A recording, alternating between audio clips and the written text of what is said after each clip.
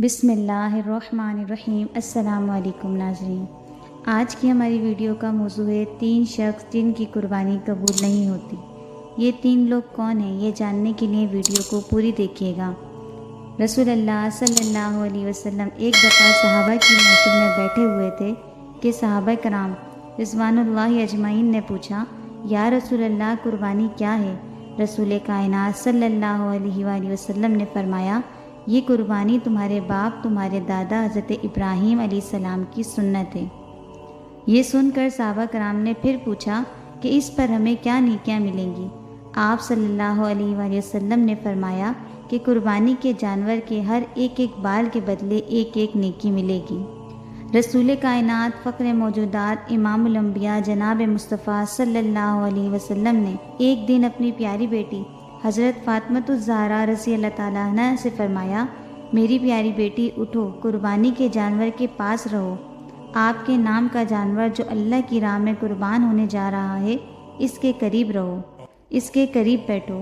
فاطمۃ الزہرا نے وجہ پوچھی کہ بابا ابا حضور، اس میں کیا حکمت ہے، میں کیوں جانور کے قریب رہوں؟ اس پر رسول اللہ صلی اللہ علیہ وسلم نے فرمایا، اس لیے کہ اس جانور کے خون کا پہلا قطرہ زمین پر گرتے ہی اللہ تعالیٰ تمہارے سارے گناہ مٹا دے گا۔ سبحان اللہ، میرے آقا کی عاجزی، جنہیں خود اللہ تعالیٰ نے جنتی عورتوں کی سردار ہونے کی بشارت دی ہے، وہ خود اپنی بیٹی سے کیا فرما رہے ہیں۔ ہمیں بھی چاہیے کہ ہم چاہے کتنی بھی عمدہ قربانی کر لیں، ہم رسول اللہ صلی اللہ علیہ وسلم کے پیروں کی خاک بھی نہیں ہو سکتے۔ ناظرین، ہمیں چاہیے کہ قربانی کے معاملے میں ذرا بھی تکبر اور دکھاوا نہ کریں اور عاجزی کے ساتھ اللہ کی راہ میں جانور قربان کریں، اور اس یقین کے ساتھ کہ اللہ رب العزت ہماری قربانی قبول کر لے۔ قربانی چاہے چھوٹے سے چھوٹے جانور کی ہو یا بڑے سے بڑے جانور کی، اللہ تعالیٰ نیتوں سے خوب واقف ہے۔ رسول اللہ صلی اللہ علیہ وسلم نے فرمایا، اگر کوئی شخص قربانی کی استطاعت رکھتا ہو لیکن پھر بھی قربانی نہ کرے تو وہ ہماری عیدگاہ میں نہ آئے۔ حضرت سیدنا امام جعفر صادق رضی اللہ تعالیٰ عنہ نے فرمایا کہ ہر مسلمان کی قربانی قبول ہو جاتی ہے۔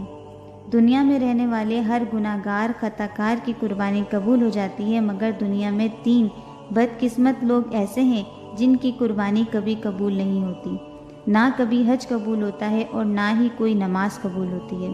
ناظرین، وہ 3 لوگ یہ ہیں، ایک وہ شخص جو اللہ کے ساتھ کسی کو شریک ٹھہرائے یعنی شرک کرے۔ رسول اللہ صلی اللہ علیہ وسلم نے صحابہ کرام سے فرمایا، کبھی شرک نہ کرنا، چاہے تم ٹکڑے ٹکڑے نہ کر دیے جاؤ، یعنی کہ شرک کرنے والے کی نہ ہی قربانی قبول ہوتی ہے، نہ ہی حج اور نہ ہی نماز قبول ہوتی ہے۔